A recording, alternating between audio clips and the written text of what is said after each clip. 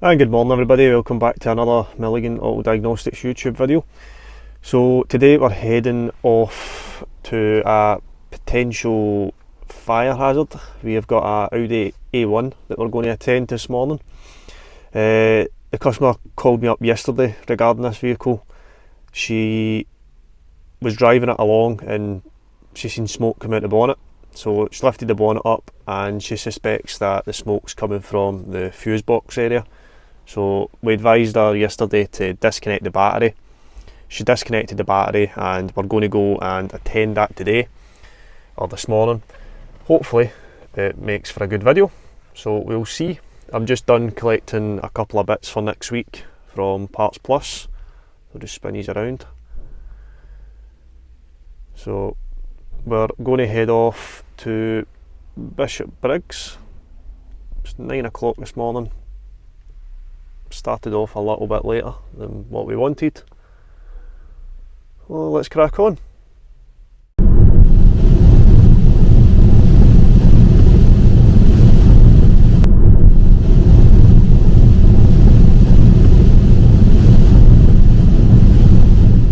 Alright, so I stand corrected. It's actually an Audi A3. We've literally just connected the battery back up. They're still loose, but we've connected it back up. Now apparently the smoke was coming from this area. Now usually if something's shorted out or something's burning, you can smell it, but you know you can't smell anything round about this area. So it's a bit of a mystery at the moment. So what I'm going to do is start the car up, let it run for a bit and see if we can see anything obvious. Just need to grab the key.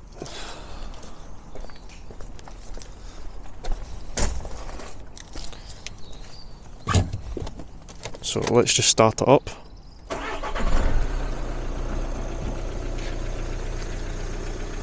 We'll let it run for a bit.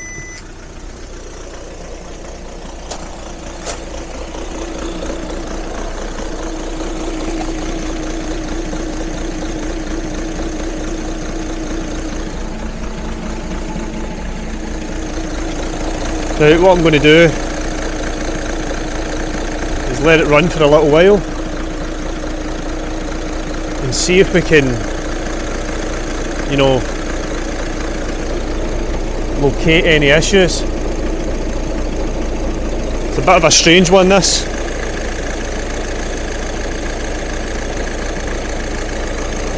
So that's what I'm going to do.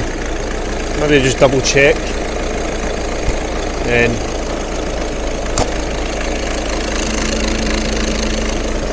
nothing's smoking out of there.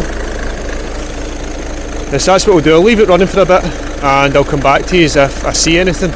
Now I'm a bit dubious about just leaving this be. It's ran for quite a bit and I've not seen any sort of smoke or anything like that. So it's a bit of a strange one. I've had a look everywhere, I can't see anything. But what I'm going to do, because I don't want to just, you know, hope for the best that this doesn't come back. She did say that there was definitely smoke coming out of this area. So what I think I'm going to do is just lift this up, just to see if there's anything happening underneath there. At least then, if there's nothing happening underneath there, then I can, you know, sleep at night, because I don't want this thing to go up in flames. So I think that's going to be our best bet. And none of these are loose. Usually if something's getting warm, you'll see that it will melt the lock nut. You usually see like burnt plastic coming out the end of the nut. But I mean, there's nothing loose, apart from obviously the terminals. There's nothing loose at the minute. I can see, so there is a part of the loom down there which may or may not be rubbing on the chassis. So if I get my torch, oh, by the way, that might be an issue down there. Don't know if you can see that. It looks a bit melted. Yep, I'm going to get this fuse box dug up and we'll see. I don't know if I can smell. It doesn't smell to be, there doesn't seem to be a smell to it. But I don't know if you're able to see down there, it's kind of, it looks as if it's maybe charred a little bit.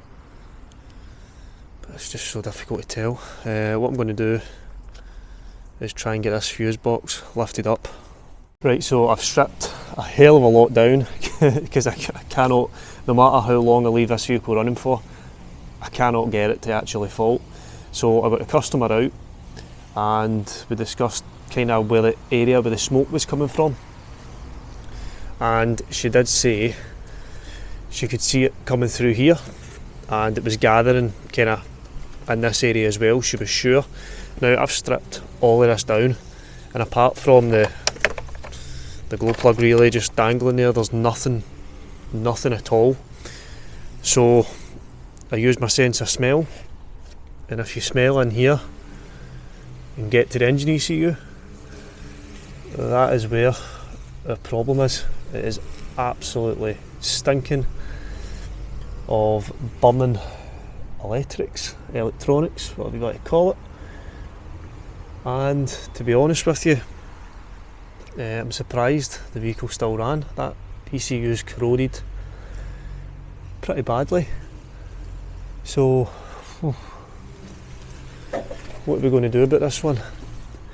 Well, I think I'm going to say to the customer that we're going to need to get that plate off, get the ECU out and just inspect. Well, the main thing that I want to do is if I get the plugs disconnected, then I've actually physically got the ECU in my hand. I can smell inside the ECU. If the burning's coming from there, we'll cut it just in time because we can then clone it with a second hand module. But yeah, that's what we're looking at now. The ECU's at fault. Right, so we got that scuttle panel off and I had a little smell around the ECU, the plugs that is, and I couldn't smell the same smell that, you know, I could smell from that area. Now what I've done is I've started the car up without the scuttle panel on, I've turned the heaters on, and I'll show you what I've found. So let me start the car up. In fact, I shouldn't even need to start the car up.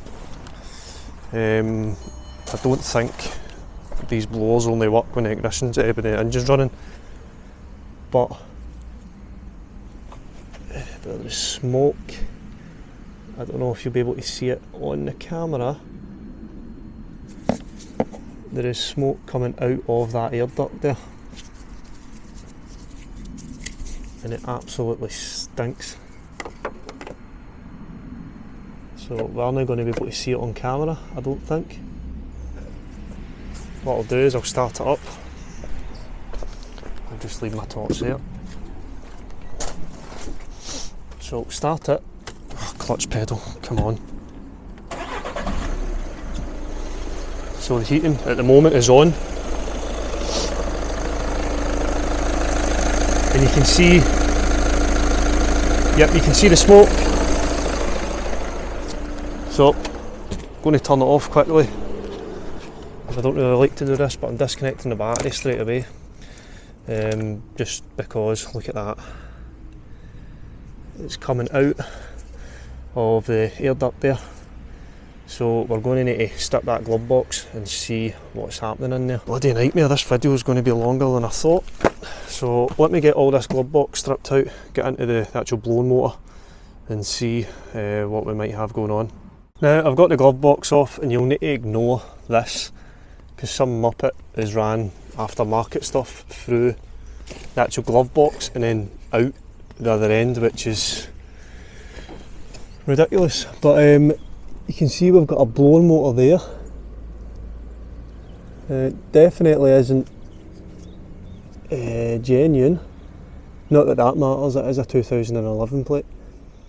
So what I'm going to do, it's really warm to touch. To me that motor's failed. The brushes in there have packed in. That's where smoke's coming from.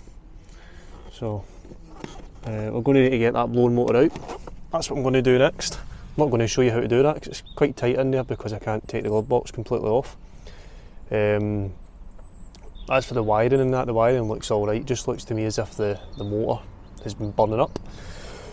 Well, it's just lucky that it didn't cause a fire because the customer was driving it quite, about like this for a little while until she until she noticed it or wanted to do something about it.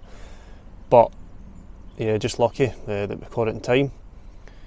Just a bit of a conflicting story of where the actual smoke was coming from. I thought it was engine bay fuse box, that's what I got told over the phone. That's why I stripped that down and checked all of that, but it's worth a check anyway. So what I'm going to do is get the blown motor out and we'll see what's going on here. Right, so I've took the blown motor out and I'll show you that in a minute. It's bad, but my main my thought process here is why didn't the fuse blow? So what I've done is I've pulled up a wiring diagram on Hella HGS. Now a lot of the people in the comments always asks what wiring diagrams I use, where do you get your fuse layouts, etc, etc. It's through Hella. I'm not sponsored or anything through Hella, I pay for everything through it. But we have got a meeting with them coming this Monday, so hopefully all going to plan. We should have some Hella stuff on the channel, maybe some diagnostic tools, and we'll see how they hold up. So I'll show you the diagram on HGS. Now it isn't on a laptop, just my phone. So if we go along here, so right there we have got a 40 amp fuse. Now that 40 amp fuse is in the fuse box.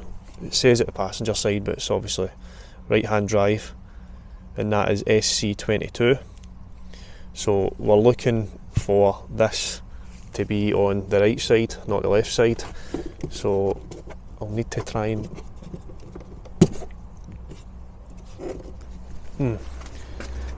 get a wee pry tool here. So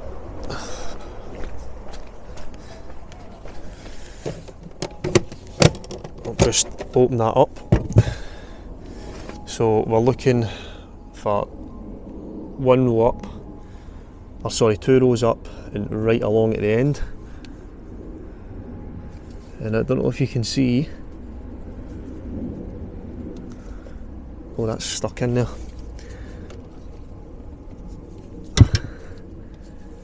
Wow,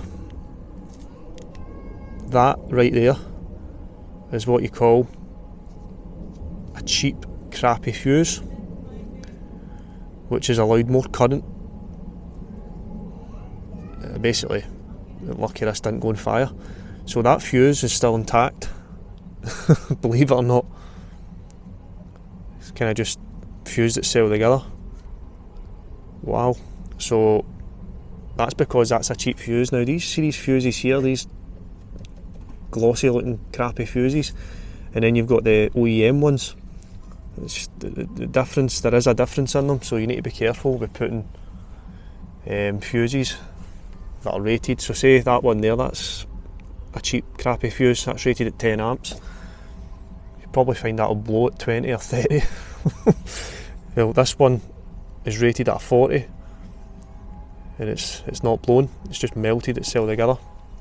So you need to be careful with that. This car could have went on fire. So actually surprised there isn't any wiring damage. Now looking at the blower motor, it's seized, or partially seized. It was completely seized, but I managed to free it off. And it's very gritty inside. Now that's coming from the brushes, no doubt. So you can see that, that kind of silvery looking bit there. It's just kind of flaking away. So that blown motor is failed to the point where the fuse hasn't been able to, well, more or less nearly caused this car to go on fire because it didn't blow because of a cheap fuse. So what we're going to do is we're not going to go, what do you call it, we're not going to cheap out on this. We're going to be replacing the blown motor and the resistor. And before anybody says about this wire, this isn't actually connected anywhere. This was just an aftermarket equipment that was installed, but it runs through the glove box and then it comes back out the other end of the glove box, so it's just a bit of a nightmare. It looks a bit terrible, but that's the reason why that's as tight as it is. So we're going to go and get the blown motor. So we got a bit more information out of the customer. It turns out that our son's been putting fuses in it. So that comes back to, you know, trying to get the full story out of people. If I'd have known about that at the very beginning, I would have just went straight to the blown motor. Because if they'd have told me that they were replacing a fuse all the time, I would have more or less checked what fuse that was, and yeah, we would have known for there. But because the smoke was coming out of the engine bay, or from what I've been told, that's why the amount of time that was spent in the engine bay. So it's a bit annoying, but it is what it is. We've got the blown motor now, and we're going to go across. We're going to go back. We're going to go across. We're going to go back and get it fitted. So I'll see you there. Right, we're here, and you can see the weather's pretty bad now. So what I'm going to do is just get the heater blown motor on with the new resistor, get it all built back up, and I'll show you everything working. And we'll put a good fuse in there. What I always do when I replace BCMs or engine bay fuse boxes, whatever, I always keep the OEM fuses, because the ones that you buy out of Halfords or the likes of aftermarket places that sell parts, they're crap, so don't buy them. You always want to stick to good OEM fuses rather than the crap that was in that Audi there. So I'm going to get it fitted and I'll come back to you once that's done. So wow, what an ending to a day. We are absolutely drowned, soaking. So let's test the blown motors. So the blown motors, if you can hear that through the mic, are working. There's still a little bit of a smell, but that's just kind of lingering from obviously being run like that. And worryingly enough, if I did have a look inside the car, I would have noticed all of these fuses that have been there. So that's the unfortunate part about this job. You don't always get the full story. That's cost the customer more money, because the customer could have told me that over the phone, said listen, we've been putting fuses in, the blown motors haven't been working. I wouldn't even have gone near the engine bay. I would have, you know, focused all my tests on the blown motor. But that's, you know, that's just the job, unfortunately. So I'm going to leave this one here, guys. If you can, remember, click that like, share and subscribe button. Any tools that I've used in this video, I will leave a link in the description. Thanks for watching, and I'll see you on the next one.